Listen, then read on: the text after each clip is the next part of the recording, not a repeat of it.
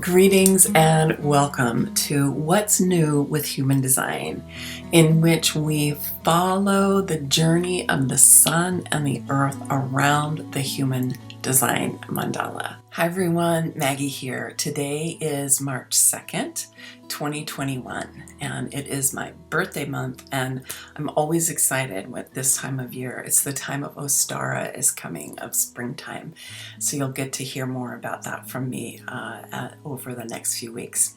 So today the sun moves into the gate 63 and the earth moves into the gate 64. This is a really interesting alignment that we have right now.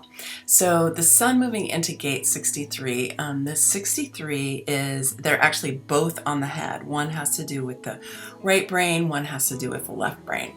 And so the 63 is on the left side, the left brain, and it's the beginning of the logic circuit in traditional human design, or what's known as the pattern circuit in quantum human design.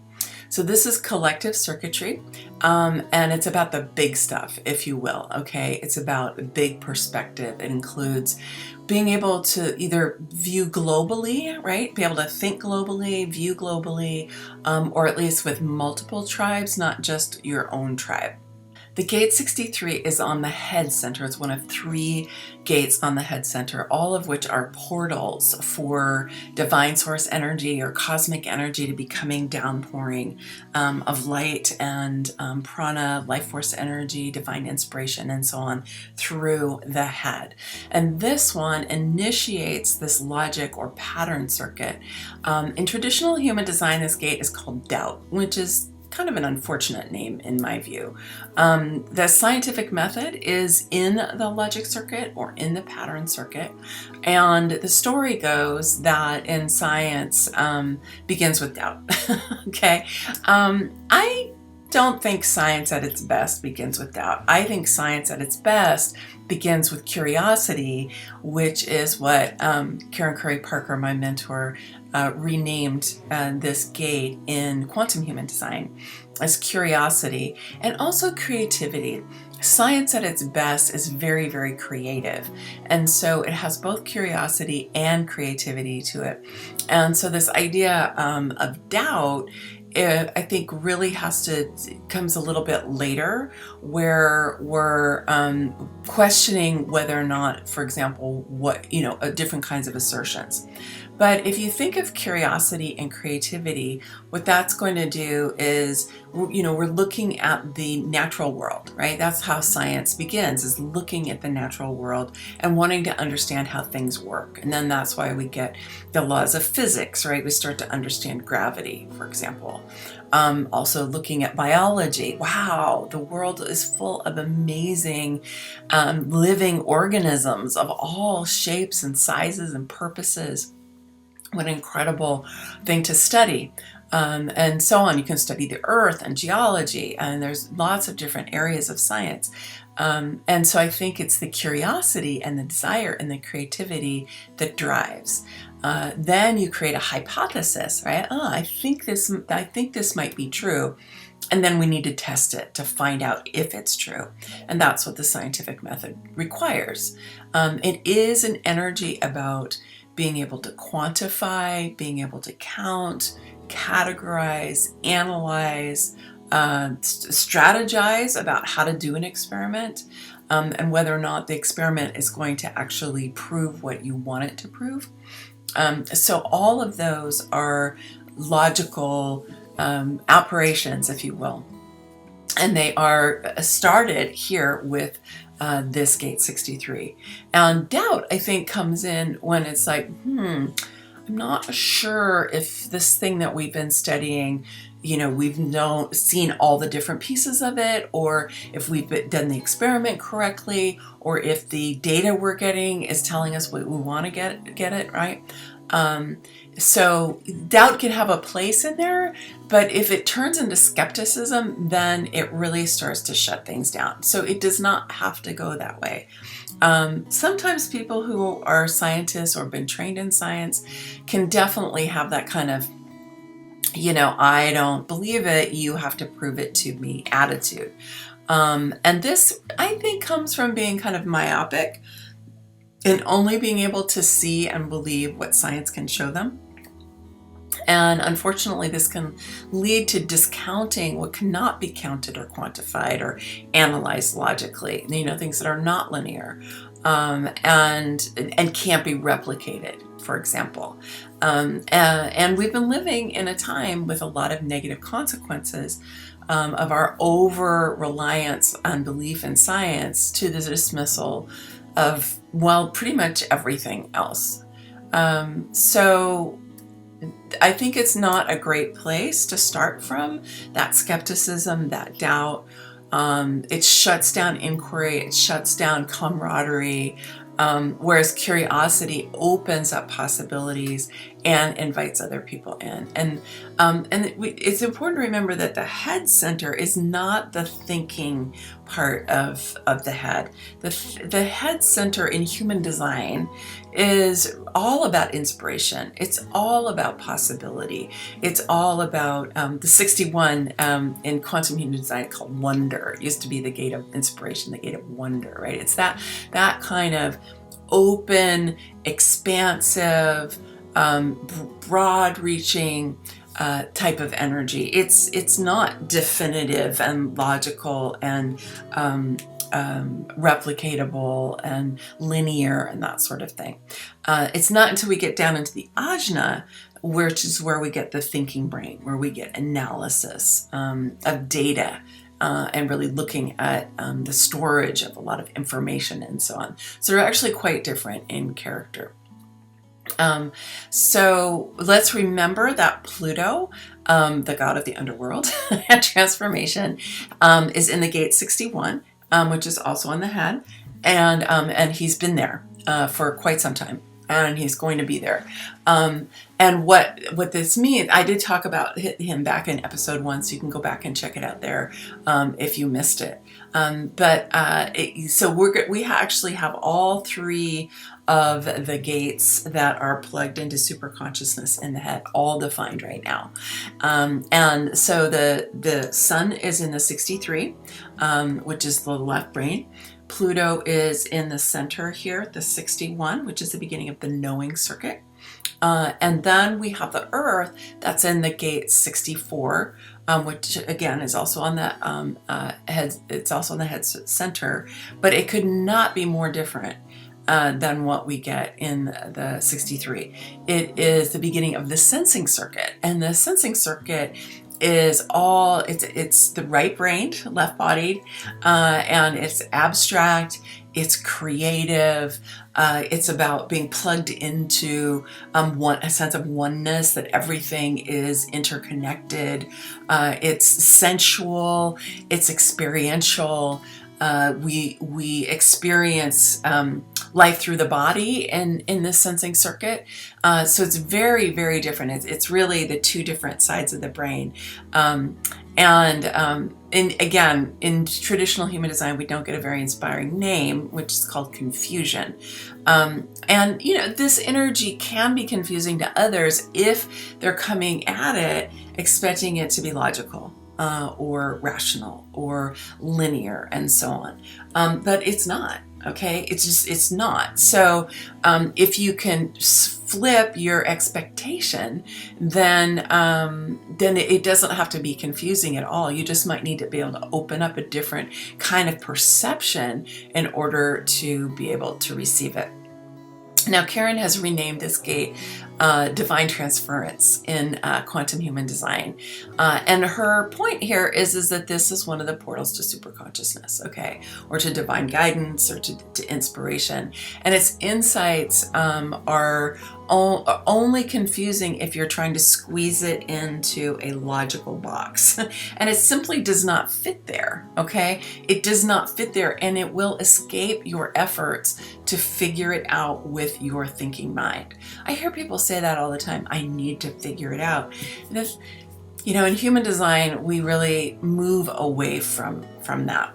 This idea that we're figuring it out. Now, the logical mind has its role for sure, but there's so many other ways for us to engage with life. So fortunately, we're living in a time in which there's an acknowledgement of an appreciation for the right brain. So the Earth lighting up the gate 64 says that we are open to divine downloads, and we bring them into our current reality as they are, not asking them to fit into a logical box where they don't belong. And that when we do that, we can have a really dynamic, inspiring, and productive relationship between our left brain and our right brains and all the gifts that they both give.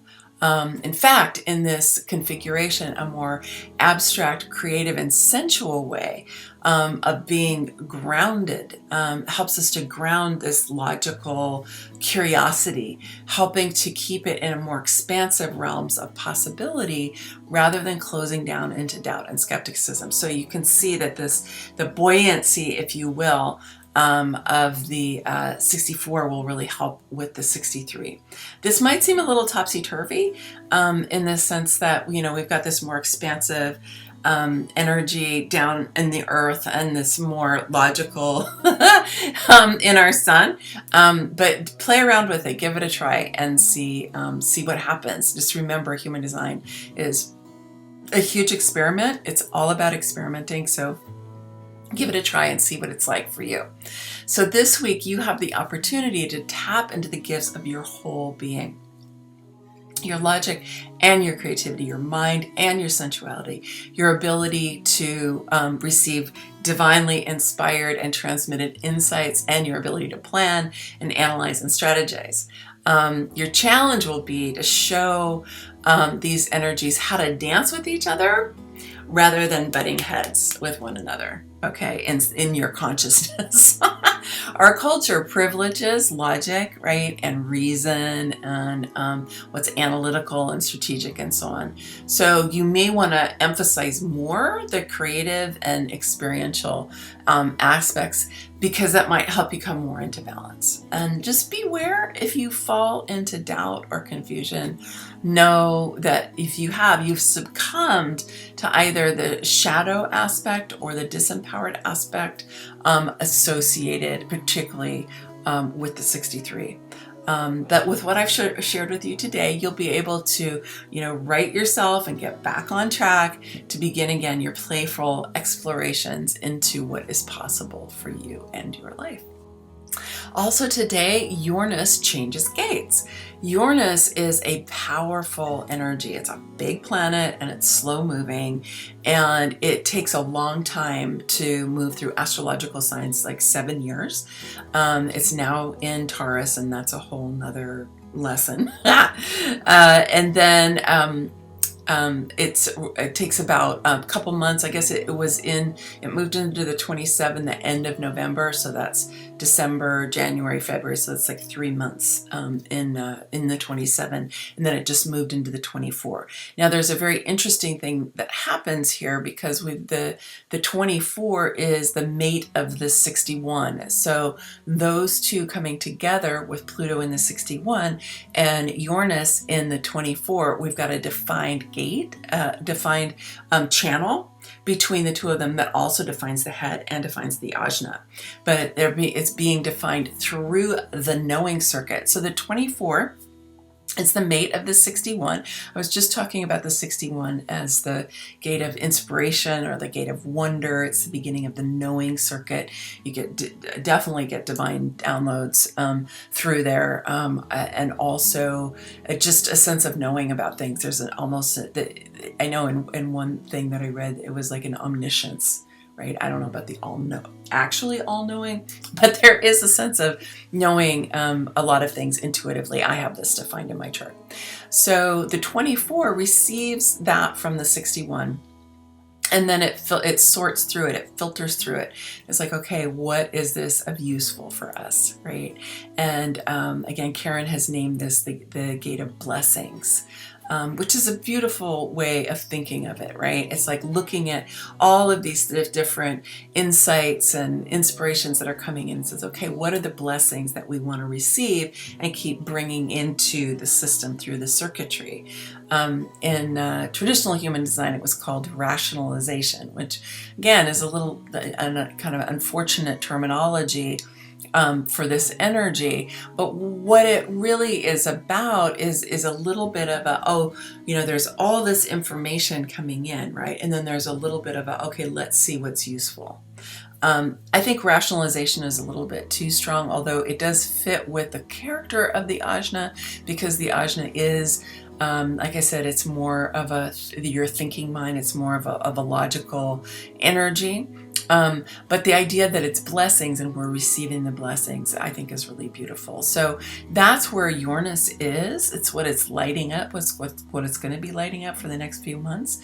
And it's there dancing with Pluto that's in the 61. So we've got these two huge gods of transformation, if you will, that are hooking up together in human design, and bringing us a really strong ability to bring in insights, information, inspiration, divine guidance through that 6124. The thing about Uranus is that it's really, Uranus is associated with sudden change, sudden transformation, and also intuition. And so I think it's really great that it's here in the knowing circuit, because it's kind of in its home spot, if you will, in some ways. And so you can be looking over the next few months for areas of your life that might be needing this kind of powerful transformative energy that Uranus can bring, especially Uranus hooked up with Pluto, who's the god of the underworld and of really deep transformation. So looking at the two of them here and seeing, how can they support you to be receiving insight about the transformations that you're up for over the next few months, and that you're are going to be in alignment with helping you to be able to master the challenges that you're experiencing in your life right now. And so looking to this as an ally and even a superpower that's available to you, that might not always be available to you if it's not defined in your own personal chart, that can help you with maybe transformations that you don't feel like you're in charge of that are coming your way, but that you can make more of your own, because you have this capacity right now. Please check out ways of learning more about human design with me, or if you are ready to book a reading with me, down in the description down below. And if you like the video, please do give it a thumbs up and go ahead and subscribe. Many blessings, much love. Bye for now.